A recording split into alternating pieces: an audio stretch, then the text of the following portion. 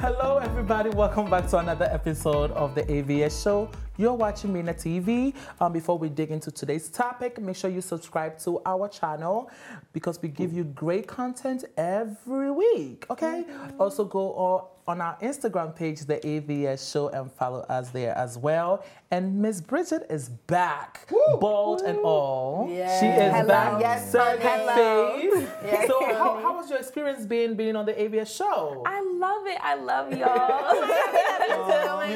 I'm emotional. Yeah. It's okay because they love you and we love you as well. So we are so glad that you are back. Adara, how you doing? I'm all right. How you doing, Charlie? I'm okay. Okay. I just want to mention, in case you're wondering, I'm styled by very own Charlie Dio.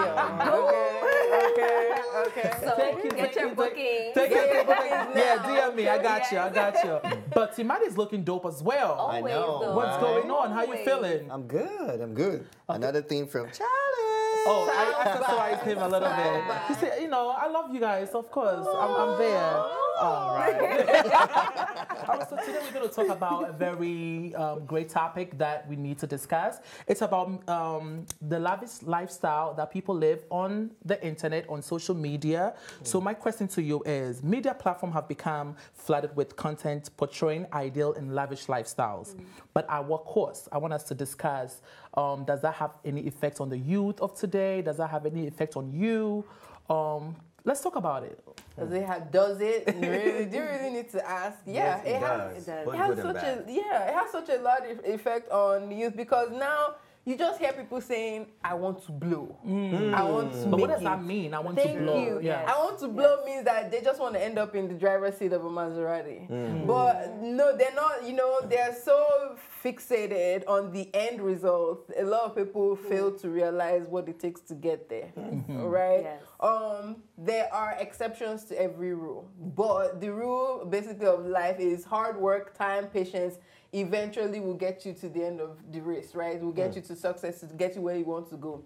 The Snapchat guy making an app and being a billionaire at 25, that's an exception to the rule. Mark Zuckerberg is an exception to the rule. Okay. You understand? All these young people making it and making big money, they're all exceptions to the rule, but the rule is that it takes time for that and hard work to build up on that. Every once in a while, something will happen. You find people that are making money.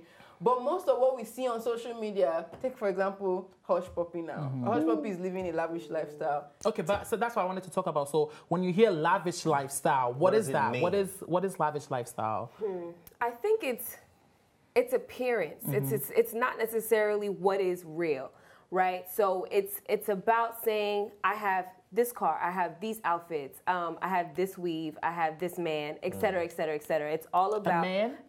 Yeah, Yeah. man is accessory. A man an is accessory, can be an accessory, Okay. and You so dating can a women. basketball player who brings mean- home like $100 million a year is an Yes, accessory. yes. I mean, women are placed in that position often as well. It's just, we can take this as far as people's love lives. You know what I'm saying? Like, love has a new definition in this generation, specifically because of how it appears on social media. You know what I'm saying? So I feel like people are just geared toward making sure everyone else thinks they live a certain way, as opposed to what really showing what's in the background. Do you know what I mean? Does that have any effect on you? Oh, definitely. For me, definitely. Well, to be a little bit more honest, right? Coming back from Ghana, I was really, really, really depressed. I mean, I still feel the remnants of it, to be honest. I go to therapy, like I do talk to someone to just sort of get those things off of my chest. But I think that a lot of what contributes to it today is that I've been unemployed since I've gotten back, and I'm always on social media seeing what this one is doing, that one is doing, what this one is wearing, and this one is wearing. I can't afford those things. I can't go to those places. I don't have a job. I feel like I'm at a standstill. Yeah. And so when you feel like you can access the world and the world is moving without you, it gets lonely, For me, I follow a lot of these so-called social media models and people that live such a lavish lifestyle. I follow them because for me, it's like a fantasy. It's something that I don't have as of yet that of course we all love the finest things, and I mean most people do. So when I'm following these people and they are living such a lavish lifestyle, it creates such a fantasy for me. Yes. You know, it makes me go into another world that they are living, and that's why I also love reality TV shows. Like I love the Kardashians, I love the Real Housewives of Beverly Hills, because they are living such a life that most of us wants to live. You know what I mean? Does that have any effect on me? Sometimes it does, because sometimes you will be in such a horrible state, you know, your mood or something like that, and you just feel bad. You just feel bad, like looking at your life, comparing your life to them, you just feel like horrible, you know? So it does in some way, but I'm trying not to look into it too much, because guess what? People also kind of look at my life like, oh, I want to be like Charlie. I'm like, huh? What? You know the suffering I'm suffering? You know how many bills I have to pay? Real, you know, so it's crazy. Timani. Yeah, well, for me, I just want to look at it on the positive side, because there are two sides of a coin. Definitely, we will not deny the fact that some people get inspired by the information that they feed off from social media. You know, some people get to see the affluence and it makes them want to do more, or makes them believe they can do more. Some people actually are very comfortable in their own situations. So when they are exposed to such things, it drives them. You know, there's always a drive. But if we look at it, that is like 2 in 10. 8 people, or rather, we're talking about the youths, right? So 8 out of the 10 youths actually want to jump the process because of what they see. So before social media, you didn't have access to these things. It's only when you see, back in the days, like in the village, when this Emeka comes back from America with a brand new car, and the neighbors go like, did you see Emeka? Emeka is back from America.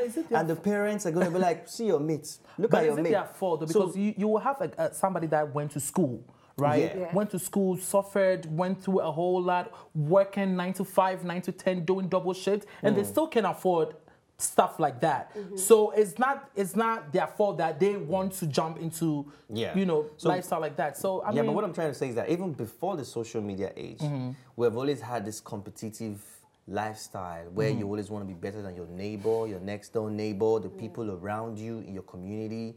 Social media only helps to facilitate that dream, that drive, and make you feel like, God, I have to do this. Time is passing by. So, what do you think? For me personally, my mom is going to kill me when she sees this. You better talk, girl. But I'm going to be honest. Money is not a motivating factor for me. I'm not, I don't know. I've always said that there's something wrong with me. I've always felt that there's something wrong with me, because a lot of people around me are like you, Charlie. They're into the Kardashians, they're into all these reality shows, they follow all these lavish people because, they want to fantasize, they enjoy it. But I see these things and I scroll and it doesn't bother me. It doesn't touch me. That's what I'm saying. That's why I said I'm different. I even feel weird, especially in a generation where everybody is like, "Oh, with the Maserati." I'm like, "What? It's another car." What's the difference? I don't see it. I'm gonna tell you where this stems from. Right? Okay. This stems from me. I'm against excessive wealth. Now I've heard a lot of people. I've even heard the way I think. I think it's kind of communism. I don't understand why one person needs so much money. I agree with that. For me, I'm driven my success, my motivation. I'm driven by the need to impact people. I really just want to be a positive force in people's lives. So my dream around journalism, right? I want to educate people so they can do positive things. So if they want to be millionaires, they know that they can do that. Do you understand? My end result, my success at the end of the line, I'm not seeing a billionaire. I'm so sorry, mommy. I'm not seeing, that's not what I'm gearing up to. My dream, when I know I've arrived, is where I know my voice can reach all corners of the world. That's success for me. All I need really is just, oh my God, just pay my rent. Somebody please just help me pay my rent. Does that make you a less ambitious person? I don't think I'm less ambitious, because for you to have reach, they say it's fame and fortune. Right. They come together. For you to have reach, you have to do something. Do you understand? So I'm just saying that I'm the type of person that when you present opportunities to me, I'm not likely to follow the one with more money. I'm going to follow the one that is more aligned with my own personal goals. So nice. Let me take. Okay, go ahead, because I want to say something, but I want to hear what you have to say first. Okay, I wanted to say that I I think we're a bit similar actually in the way that we understand or what we're driven by. But the thing is that what I've been wrestling with is that regardless of what my intention might be to impact change and that money isn't that factor, my life will soon replicate those that I see on the social media if I reach this certain, if I keep reaching a certain amount of success, money is just going to come. And I've started realizing, exactly, regardless. And so, I'm going to continue to post. And I don't think that I should be ashamed of what I post. Like, I shouldn't have to hide my thing. Yeah. But that means I play a part in that. So part of it is saying the consumer is also responsible. What you're taking from the content that you're seeing. You know what I'm saying? I think that a lot of times people are like, well, why are you only posting like the good in your life? Okay, did you read the caption? 1. 2, why is it that when I posted this picture, all you took from it was what I had, as opposed to, maybe whatever else is behind it or just the full scope of the picture. So I want us to always keep that in mind. There's 2 levels or two balancing scales. For me, yes, I do follow all these people, but I don't think I'm jealous. I don't think I get that feeling. It must be nice to own this nice stuff. Yes, but I'm not gonna go above and beyond and out of my means to get it. I'm not gonna go scam. I'm not gonna go do some of these crazy things that these people are doing to get this stuff. For me, it's just like, okay, it must be nice. I don't think jealousy comes in it. Just for me, so I'm just like you. I don't want to be extremely rich. I want to be comfortable. I want to be comfortable. Yes, my bill is due. Pay it. Somebody. Give it. I don't want to have so much because with all those things comes a lot of eyes on you. People are looking at you, every move, everything. People are calculating more money, more problem.